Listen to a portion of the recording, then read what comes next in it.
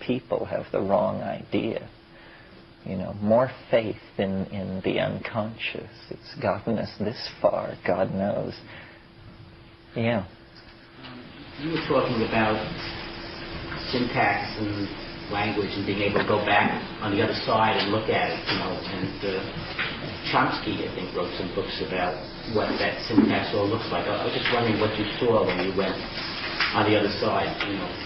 Well, Chomsky's idea, which he called transformational grammar, was he dreamed of being able to write the rules not only for English, but for all rationally apprehendable languages. And he felt there were 15 rules of deep structure. I never could really understand the fine print on Chomsky. It seemed pretty tormented to me. What I discover most spectacularly in the DMT state is there are these entities there, which I call self-transforming machine elves, and they look sort of like self-dribbling jeweled basketballs, and they have a linguistic intentionality. They want to communicate. The songs that they sing condense as objects in three-dimensional space.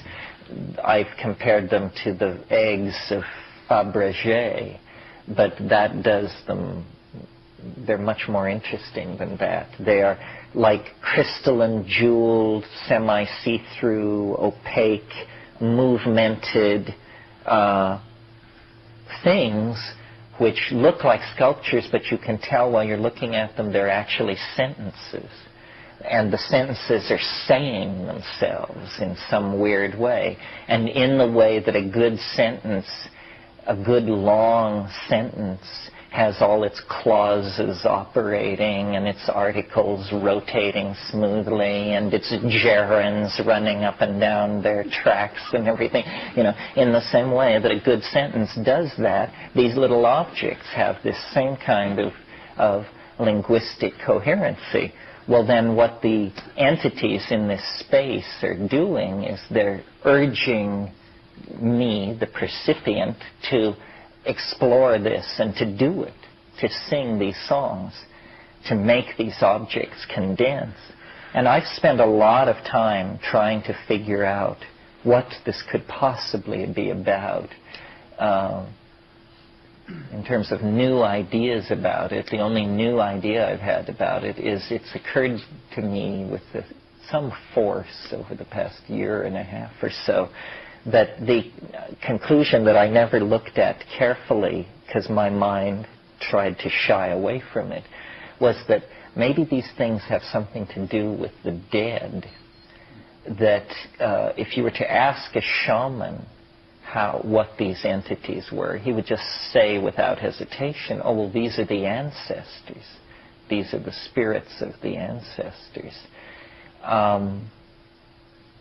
There's a hair-raising quality to contacting these things. They are both very familiar and yet somehow freakishly bizarre. And the presence of the familiarity with the bizarre creates a kind of cognitive dissonance that's very,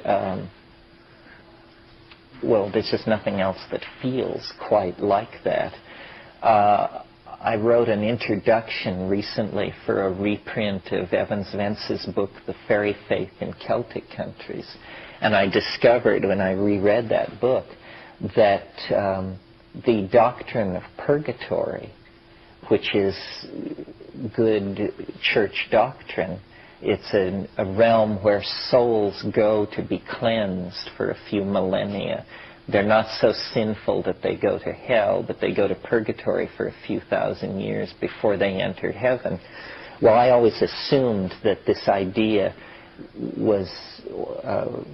came out of the Roman contact with Gnostic ideas, but I discovered in writing the introduction for the Fairy Faith that St. Patrick invented the idea of purgatory, and he invented it when he was converting the Irish to Christianity. He did it as a way to Christianize the notion of fae, of fairyland. And the Celtic pure belief is that the dead go to a realm that is co-present all around us. We can't see them, but that all around us is just jammed with souls in wild states of activity. And that if you have the eye, a certain talent, you can see these things. Well, Patrick, in order to have an appeal to these Celtic peasants, made purgatory part of the Christian cosmogonic scheme. But when you actually smoke DMT, you burst into a space which seems very much to fit the description of this elfin inhabited space. Because if you think about what is the gnosis of elves, elves are artificers. They make things in metal and jewels and glass. This is the archetype of the elves, that they are underground craftsmen, and they are humorous, but their humor is highly unpredictable and sort of not necessarily running in your favor. And they're somewhat cruel and boisterous and like that. Well, when you break into this space, you discover, that you're in fairyland. You're in fairyland as much as Darby O'Gill or any of the rest of these people who ever made it across. And the secret of the elves, what they really fabricate, is language. This is why in Irish mythology, if you can get elves on your side, you can make great poetry, because they're the keepers of linguistic artifice. And getting elves on your side makes you into a master poet. Well, it's interesting then that in the Amazon, where there's a tradition of taking DMT, there are these things called hiruke, and they're actually described as bouncing demons. And the hiruke, you're supposed to they come into being when you're stoned, and you're supposed to get them into your chest. You're supposed to invite them into your chest somehow. Well, then the number of these things you have inside of you determines what kind of a real man you are. And this is generally a male practice.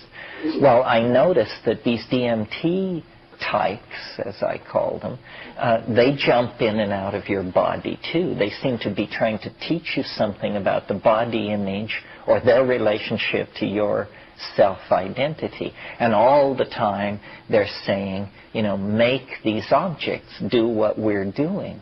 Well, then you go down to the Amazon, to the Icaro singing ayahuasqueros, and they are using voice to make objects.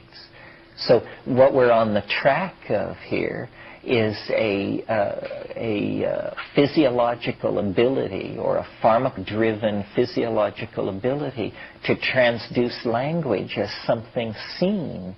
Well, now you see, if you could see what I mean, it would be as though we were the same person.